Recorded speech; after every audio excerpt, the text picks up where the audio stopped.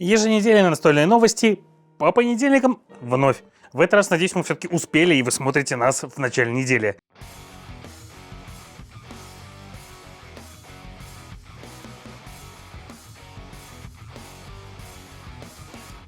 Итак, всем привет, с вами Юра, вы смотрите Geek Media, начинаем с зарубежечки. И Архоны решили еще раз подоить героев Меча и Магии. В четвертом квартале этого года выйдут на GameFound они с дуэльной карточной игрой Heroes of Might and Magic Card Game.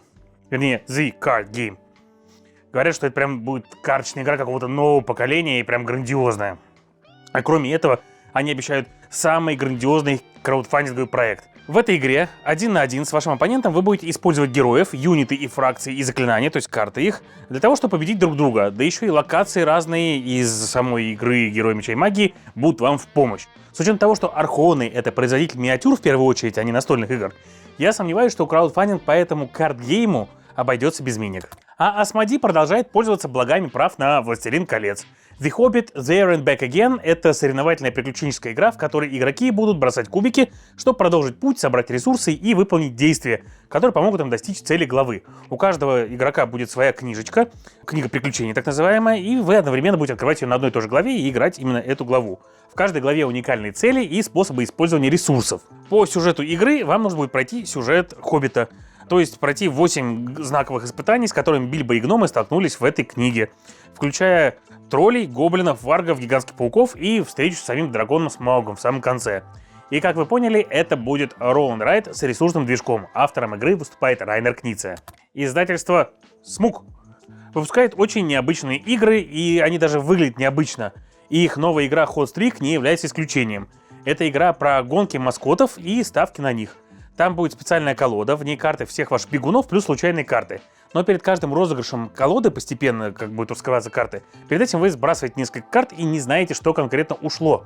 А потом вы все вскрываете, они двигаются, бегуны будут рваться вперед, подрезать друг друга и даже сбивать друг друга с ног. Но какие-то могут и не подвигаться, из-за того, что их карты ушли из колоды. Потом колоду по новой замешиваем и продолжаем забег. В июне компания Absurdist Productions выпустит розничную продажу Winter Rabbit игру.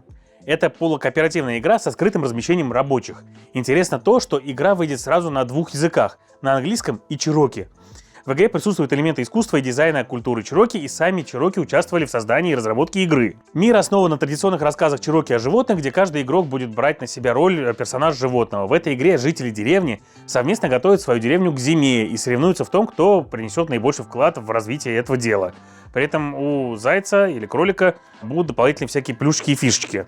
Игроки в свой ход будут из мешка тянуть жителей, и только тот игрок, который активный, который вытянул его, будет знать, что это за житель, и будет его размещать вниз лицом, соответственно, где-то на игровом поле. И только он, соответственно, будет знать, кто там конкретно. Ресурсы при этом будут производиться при наличии достаточного количества жителей в определенных локациях, но доставаться будут каждому. Но тот, чьи жители будут находиться в этой конкретной локации, будет получать больше. А тратить ресурсы игроки будут на постройку своего личного движка из карт деревни, создание историй. Эти истории будут вводить новые правила и эффекты в игру, а еще они будут выполнять этими ресурсами задания, которые будут давать победные очки.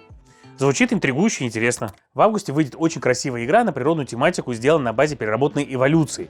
Называться она будет Nature. В игре вы будете создавать свои экосистемы и приспосабливать животных к меняющимся условиям окружающей среды. К игре будет несколько дополнений, работающих как модули, включая юрский период, который иллюстрировал Винсан Дютре. Когда он вообще успевает все рисовать, я вообще не понимаю. А в октябре на Kickstarter выйдет настольная игра Шуг. Действие игры Шуг происходит в безумной Анголии, где король Карл Проклятый затеял кровавую бойню с монстрами.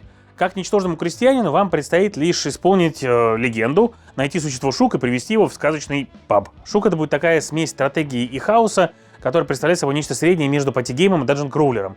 Рандом и возможность творить всякую дичь правят игрой полностью. Оформление у нее соответствующее. А с новостями Кикстартера неожиданно вас познакомит Александр Кикстартерович. А там еще геймфаунды будут. Всем привет! Давно не виделись. Настолько давно, что некоторые могли подумать, что я забрал паспорт и оставил Юрку в одиночестве. Но не тут-то было. Так что давайте смотреть, чего там интересного нам приготовили краудфандинги. И хоть Юра и говорил, что на Кике в последнее время все не так радужно, на геймфаунде от этого более радужно не становится. Там сейчас умудряется собирать более-менее нормально только Ion Sand. Но про него рассказывать не буду. Просто знайте, что туда можно вкатиться не только на все деньги, но и на весь выпущенный контент. И это много и дорого. Что до Кикстартера, то там я нашел несколько проектов, и начнем мы с Nototerra. Авторы почему-то заявляют, что мы получим ощущения, которые мы ловили при игре в РТС, но, если честно, я не уловил этого при изучении игры. А вот вайбы пошаговых стратегий, вот этого там хватает. Итак, Nototerra — это 4X стратегия в вымышленном мире, где каждая фракция пытается доказать другим, что она тут папа. По сути своей, вся игра сведется к выполнению целей, а эти цели будут даваться конкретным сценарием, ну или вы можете просто собрать карту, зарандомить цели и просто играть, кто вам запретит. Правильно? Никто. Играть можно либо в классический компетитив, либо командами. Ну а внутри нас ждут достаточно привычные вещи. Особенно для тех, кто играл в Clash, Героев Земли, Воздуха и Воды и другие 4X, где сделан упор на бой. Вам предстоит собирать ресурсы, развивать свое поселение, не строить города, как в Clash, а именно развивать свое поселение, ну или базу. Улучшать юнитов и, конечно же, сражаться. И местные сражения вызывают у меня смешанные чувства. Это прикольно реализовано в дуэли, но вот при игре больше, чем вдвоем, у меня есть ощущение, что игра затянется. Местные сражения — это отдельная игра в игре, где все происходит на отдельном поле, куда выкладываются юниты, и там важно будет расположение типов юнитов. Также там будет определяться инициатива, после чего начинается веселье. Вы будете тянуть карты биомов, чтобы, возможно, получить плюшки местности, разыгрывать разные карты тактики и бросать кубы. Все это будет длиться, пока кто-то не потеряет все, ну, либо не отступит. Тут сразу вспоминаются не так давно вышедшие третий герой или даже старина Forbidden Stars. У игры достаточно спорное оформление, но то, что авторы решили не использовать миниатюры в игре, идет ей только на пользу. Стопка жетонов гораздо удобнее в управлении, чем десяток миниатюр при местных бонусах при формировании отрядов. Так что если хочется чего-то новенького из 4X, но не знали, на что бросить взгляд, я бы рекомендовал присмотреться. Следующий проект для некоторых был крайне ожидаем, а всему виной авторы, студия Mid-Hall, которая ответственна за Зверя. Если честно, то я не совсем понимаю, от чего такие скромные сборы. Первая кампания Зверя была неплоха для новичков, а вот вторая принесла им 1,7 миллиона евро, да еще и на GameFound, где крайне мало кто собирает такие суммы. Тут ребята будто вернулись к истокам. Снова на Кикстартере. И снова немного денег. Ну да ладно, это их дело. Hollow Pact — это полукооперативная игра, где верить нельзя никому, даже себе. Здесь все до безобразия просто. Кому-то выпадает честь играть за Зверя, который будет гонять бедняк по полю, пытаясь забрать древний артефакт, а кому-то придется играть за бедняк, пытающихся утащить древний артефакт. Правда, есть маленький нюанс. Никто не знает, в каком ящике артефакт. В начале игры игроки закинут артефакт и пустышки в ящики, после чего Зверь, не знающий что и где, выдаст игрокам их. А дальше начнется веселье. Игрокам предстоит изучать местность, которая так и хочет их убить. По пути выполнить свои цели, узнать точно, они тащат артефакт или все-таки пустышку, и свалить в закат через один из выходов. Думаете, это сделать просто? Нифига. Забавнее всего то, что Зверь хоть и может убить бедолаг, но вовсе не обязан это делать. Он может заключить сделку с кем-нибудь из них и попытаться упростить свои задачи.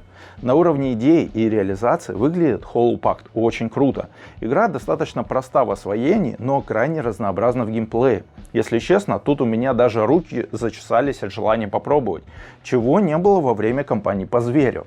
Так как Зверь был на русском, то я вполне допускаю, что и эта игра будет локализована, если, конечно, сей факт уже не объявили, а я его вполне мог пропустить. И последняя на сегодня кампания Battle Monsters.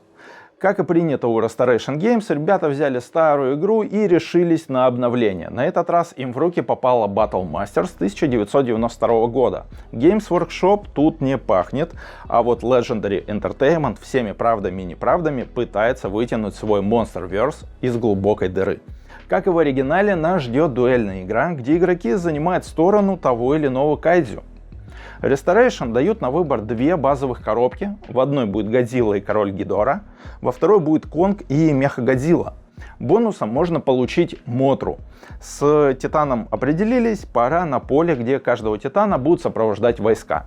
Войска эти можно миксовать с Титанами как угодно. Это будет влиять только на способности юнитов, в остальном ничего не меняется. Игроки будут скрывать карты инициативы, которые говорят, кто и что может делать. Дальше начинают активировать свои отряды.